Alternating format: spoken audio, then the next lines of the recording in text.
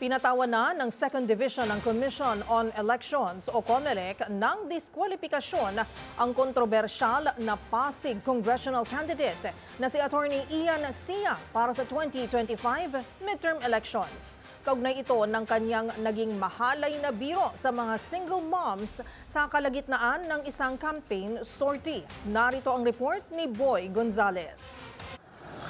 Pinaburan ng COMELEC 2nd Division ng disqualification petition laban kay Attorney Christian Sia na kandidatong congressman ng Pasig City.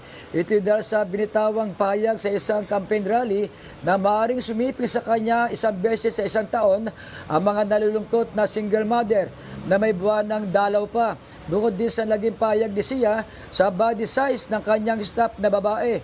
Una lang sinabi ng COMELEC na nakitaan si Sia ng paglabag sa mga resolusyon ng komisyon kabilang ang Anti-Discrimination and Fair Campaigning Guidelines at Omnibus Election Code.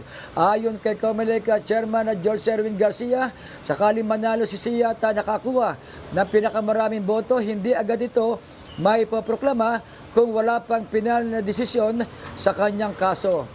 Para sa MBC TV Network News, ito si Boy Gonzales, una sa Pilipinas, una sa Pilipino.